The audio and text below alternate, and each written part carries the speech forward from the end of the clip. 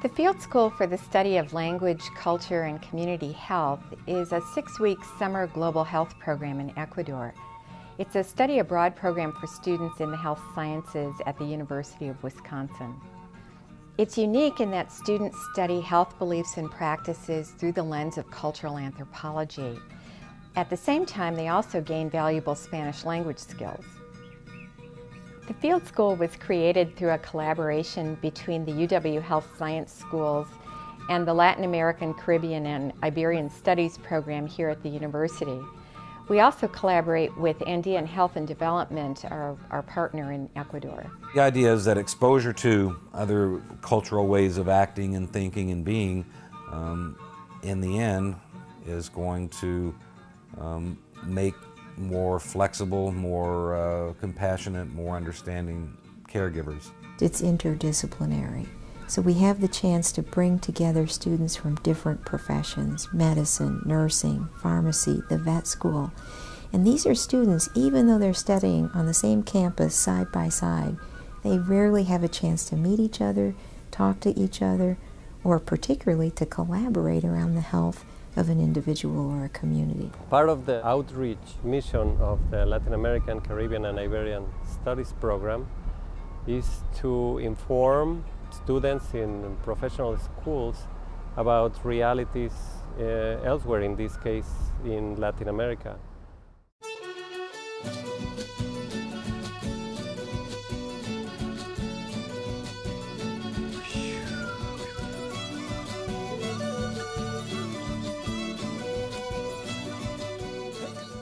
One of the reasons that we do it in Ecuador is to give them some exposure to Spanish.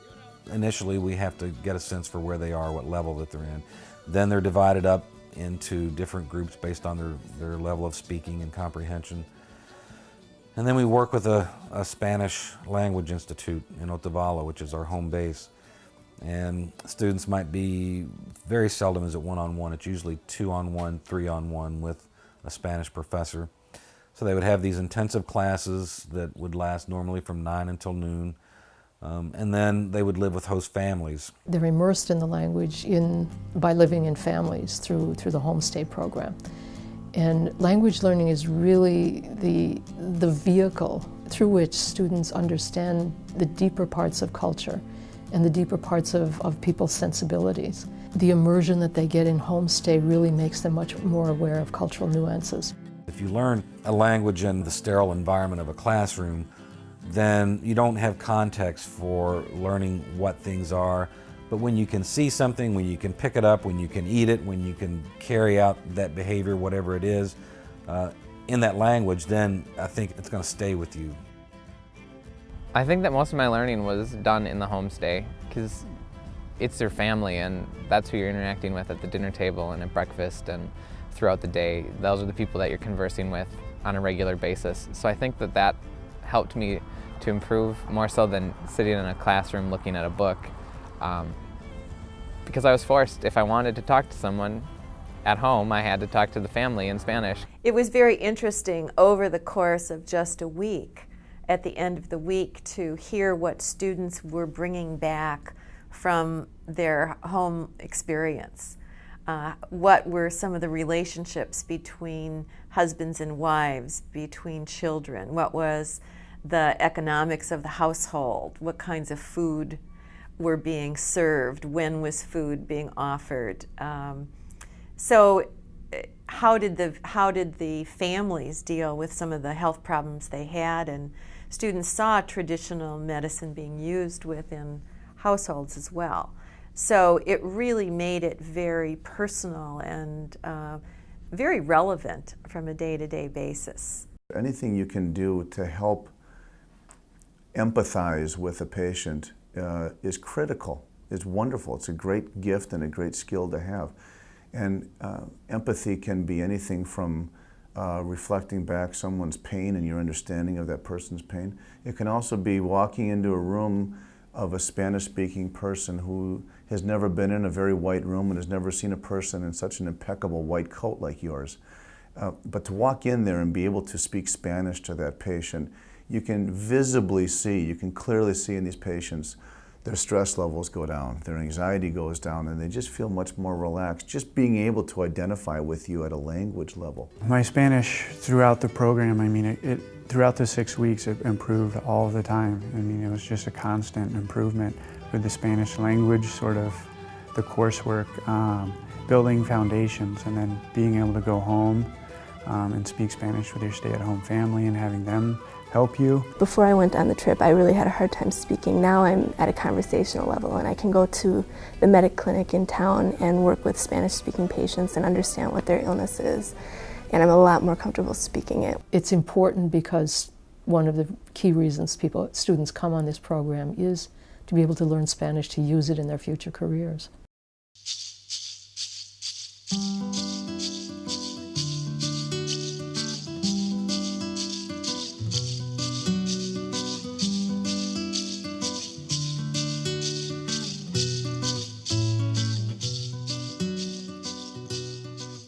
Introduce students to concepts of medical anthropology, some history of Ecuador, some cultural background about where they're living, about places that we're going to visit, to try and loosen up some of the concepts about health and healing that they've learned from a more scientific perspective, to begin introducing the cultural material that an anthropologist would be more interested in. I think the class itself was really well structured in that it tied into all of the field visits that we went to. So we would learn about shamanism and how that in fact affects health, and then we would go and see it in the community or at a clinic.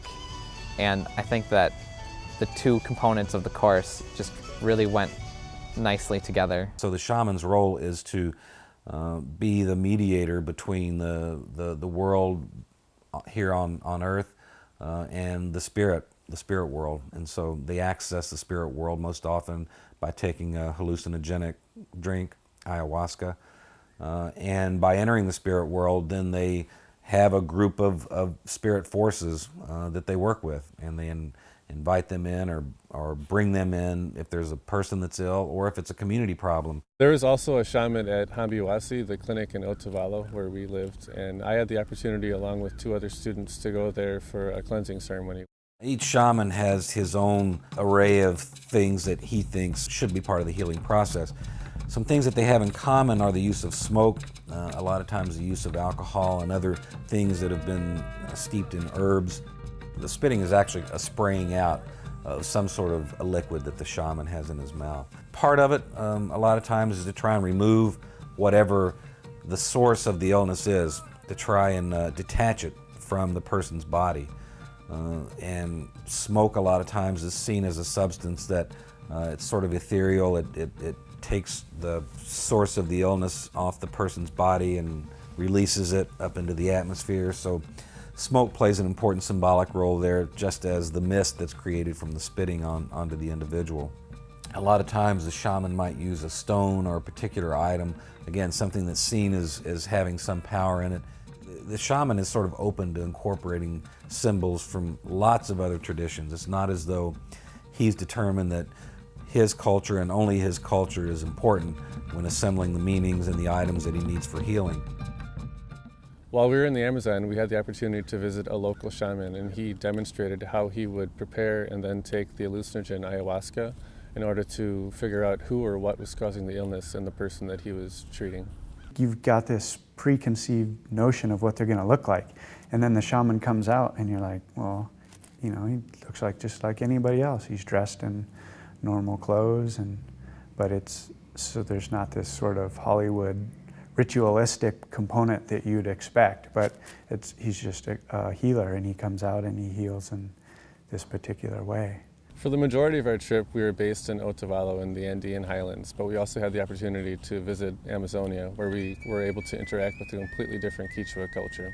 And for me, this really highlighted the subtle distinctions that are found even within one cultural group in one small country.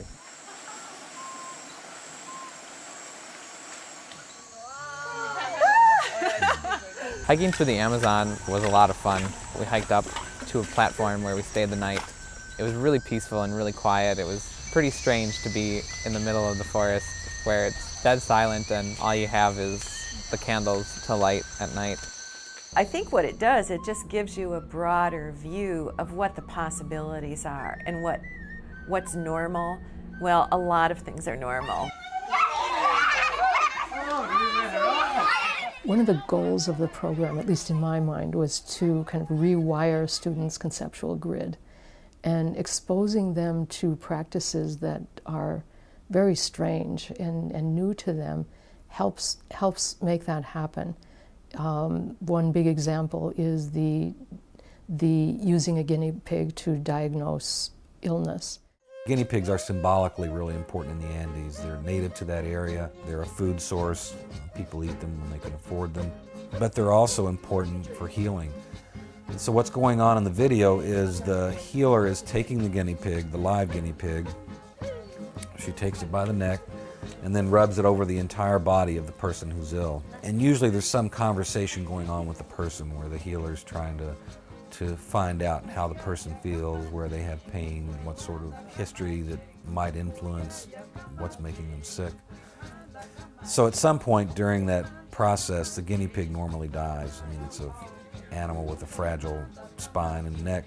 But the belief is, among the Quichuas, that the animal absorbs and will manifest or reflect in its body the different illnesses that a person has.